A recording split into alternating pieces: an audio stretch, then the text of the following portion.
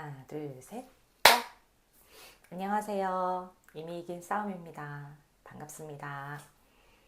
네, 오늘은 먼저 감사의 인사를 드려야 할 것 같아요. 네, 제가 첫 영상을 올렸는데 너무 많은 분들이 응원해 주시고 힘내라고 말씀해 주셔서 그리고 많은 분들이 시청해 주셔서 너무너무 감사합니다. 네, 힘내서 열심히 잘 이겨내라는 그런 말씀이신 줄 알고 네, 더 열심히 한번 살아보겠습니다. 감사합니다. 네, 오늘은 제가 암에 걸린 이유 그리고 전조 증상이 어땠는지 이 부분에 대해서 한번 말씀을 드려볼까 해요. 저는 유방암 1기 과정을 겪었고 지금은 또 4기 과정을 겪고 있으니까 그러한 부분들을 한번 다 나눠보려고 합니다. 먼저 저의 1기 과정을 한번 이야기해 보려고 해요.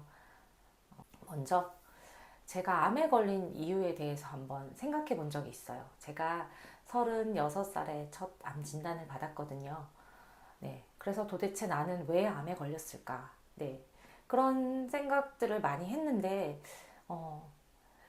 제가 신촌 세브란스 병원에 처음 이제 진료를 받으러 갔을 때 그 병원 진료 대기실 앞에 네, 액자에 이런 문구가 적혀 있었어요.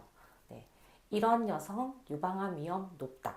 네, 그 항목에 봤더니 빠른 초경, 늦은 폐경, 늦은 나이에 첫 임신, 그리고 경구 피임약 복용, 음주, 가족력. 네, 이런 경우에 유방암에 걸릴 확률이 높다는 거예요. 네, 근데 저는 사실 하나도 해당이 되지 않았거든요. 저는 가족력도 전혀 없고, 그리고 저는 원래 술을 마시지 않습니다. 네, 술을 잘 못 마시기도 하고, 그리고 마시지도 않습니다. 네. 그리고 늦은 나이에 그렇게 임신을 한 것도 아니고요. 20대 때 결혼해서 거의 30대, 30 아니면 30 초반에 아이를 낳았기 때문에 그렇게 늦은 나이에 임신도 아니었어요.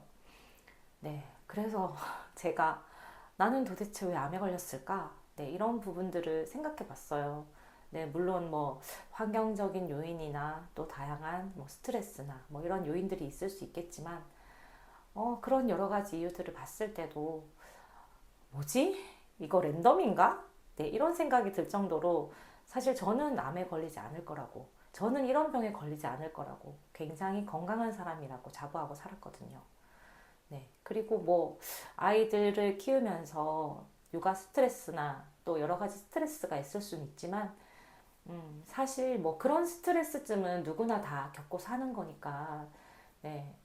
그게 그렇게 나에게 나쁘게 작용했을까? 뭐 이런 부분들을 생각해 봤지만 내 결론은 암은 누구나 걸릴 수 있다. 나라고 장담할 수 없다. 네. 그래서 정확한 답을 찾진 못했지만 제가 암에 걸린 이유에 대해서는 네, 어쨌든 랜덤인가 보다 뭐 이렇게 결론을 내렸고요. 그게 차라리 저의 마음이 편할 것 같아서 네, 네, 아무튼 그렇고 네, 제가 이제 일기 진단을 받았을 때 어떤 전조 증상이 있었는지 사실 그 부분에 대해서 조금 이야기를 나눠볼까 해요. 네, 저는 사실 정확한 전조 증상이 있었어요. 네, 샤워를 하려고 욕실에 들어갔는데 속옷에 피가 묻어 있었고 그래서 동네 병원을 찾았어요. 네. 동네 병원에서는 뭔가 나쁜 것 같진 않지만 이제 동그랗게 공간이 보이니까 이 부분을 절제하는 게 좋을 것 같은데 우리 병원에서는 절제를 할 수 없으니 조금 더 큰 병원을 가보세요 라고 하셔서 이제 수술이 가능한 병원으로 가보는 게 좋겠다고 하셔서 이제 대구에 있는 다른 병원을 방문을 했어요. 그리고 그 병원에서는 지금 당장은 부분 절제를 하지 않아도 될 것 같다. 네, 그렇게 말씀하셔서 이제 3개월 정도 후에 다시 오세요라고 하셔서 일단은 3개월 후에 다시 병원을 방문하게 됩니다. 네. 근데 그 전에 뭔가 왼쪽 가슴이었거든요. 처음에도. 근데 왼쪽 가슴에 뭔가 멍울처럼 이렇게 뭔가 올록볼록한 그런 느낌이 이제 있는 거예요. 저도 이제 유방암 자가진단 뭐 이런 것처럼 이제 그런 거를 이제 스스로 막 해봤는데 네, 그런 게 조금 느껴지는 부분이 있어서 이제 3개월 후에 방문했을 때 선생님에게 이런 부분을 말씀드렸고, 네, 초음파를 이제 더 자세하게 네, 보셨죠. 네, 근데 실질적으로 초음파상에서도 뭔가가 보였고 그거를 조직 검사를 하자고 하셨어요. 네, 그래서 저는 조직 검사를 하게 됐고 그것이 암으로 진단되게 됩니다. 네, 근데 어찌 보면 이게 자가 진단이 굉장히 중요하다고 생각해요. 지금 생각해 보면 사실 뭐 물론 내가 자가 진단을 하지 않았더라도 초음파를 했을 때 선생님이 발견을 하셨을 수도 있겠지만 어쨌든 내가 그 부분을 이미 알고 갔고 그 부분이 이쪽 자리에 뭔가 만져져요 라고 말씀을 드렸고 네, 그렇기 때문에 자가 진단도 굉장히 중요하다고 생각했어요.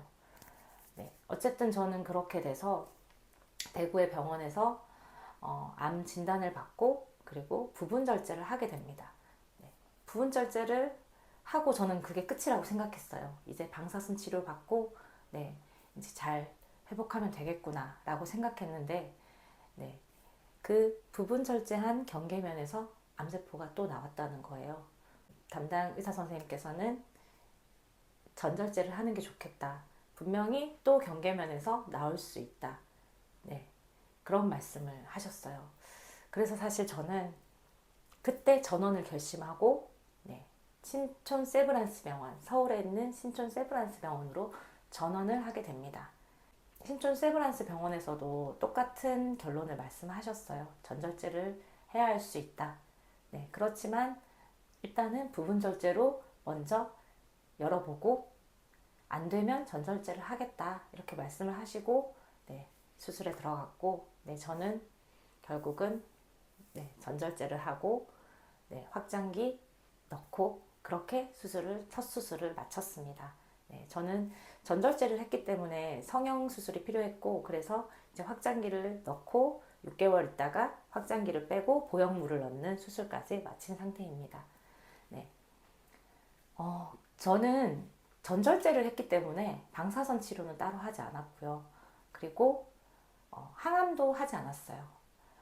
왜냐하면 수술 직후에는 사실 교수님께서 옹코 검사를 해봐야 할 수도 있다 이런 말씀들을 하셨는데 다행히 수술 후 조직 검사 결과가 나쁘지 않았고 그리고 어떤 분이 KI 지수가 어떠냐고 물으셨는데 사실 잘 기억이 나질 않아요. 근데 KI 지수가 기준치보다 많이 낮게 나와서 사실 그 부분을 보고 항암을 하지 않아도 되겠다라고 교수님께서 말씀을 해주셨거든요.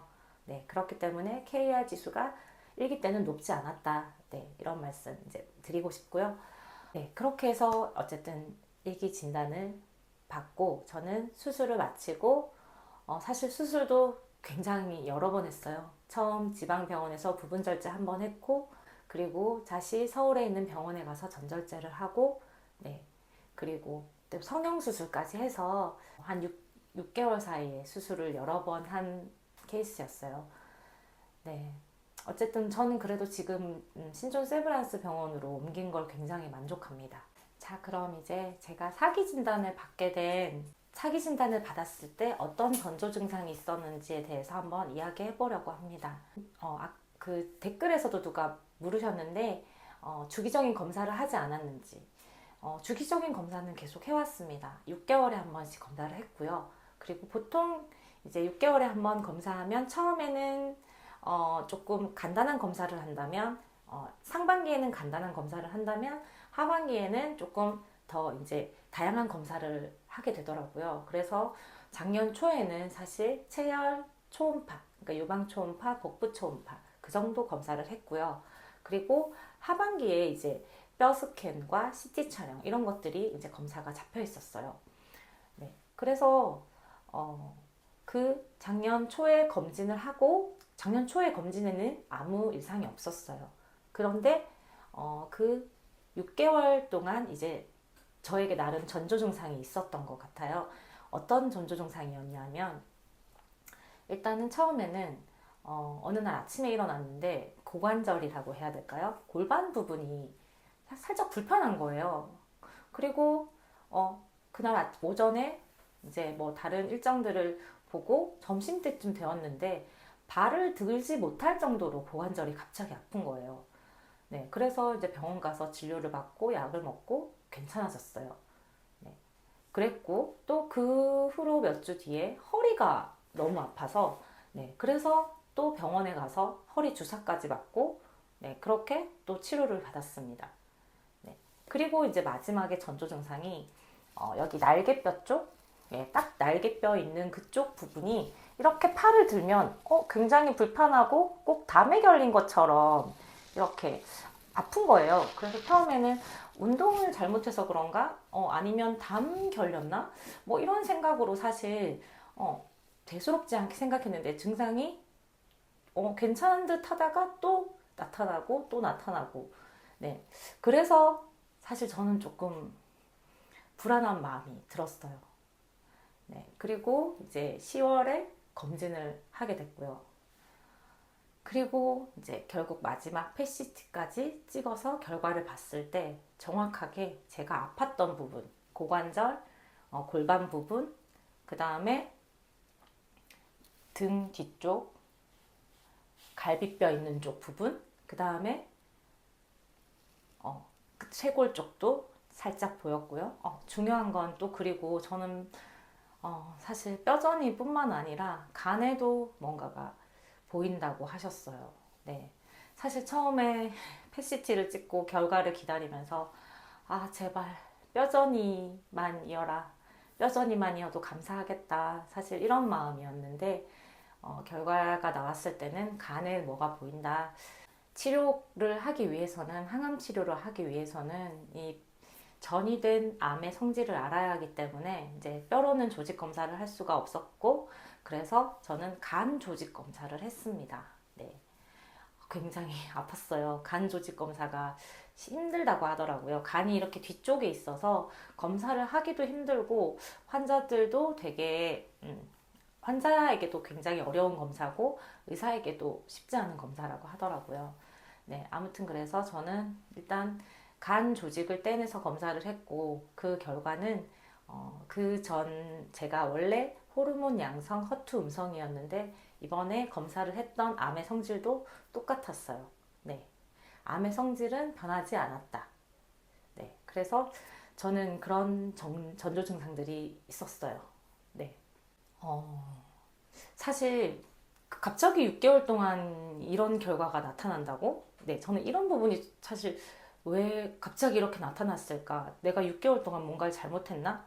이런 생각이 좀 들었거든요.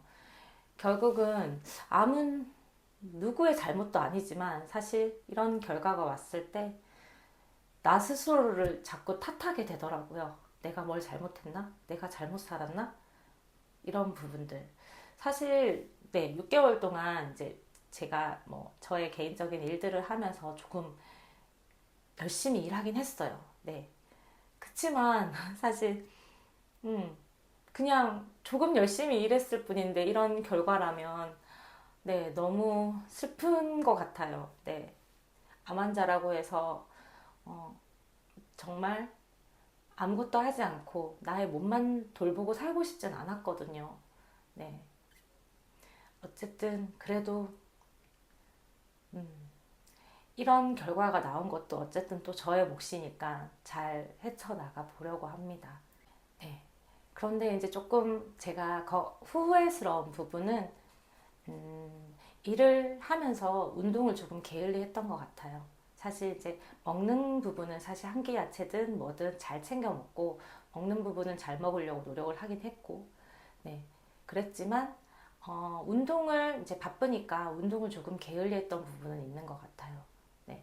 그래서 그 부분에 대해서는 이제 운동만큼은 게을리하지 않아야겠다. 네.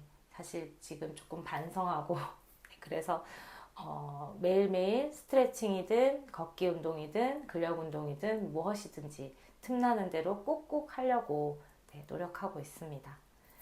네, 오늘 조금 무거운 이야기를 해서 그런지 제 표정이 자꾸 어두워지네요. 네, 어쨌든 저는 이 말씀을 꼭 드리고 싶어요. 네, 저는 뭐 잘 이겨낼 겁니다. 잘 이겨낼 거고 최선을 다할 거고, 네, 또 열심히 나를 돌보려고 합니다.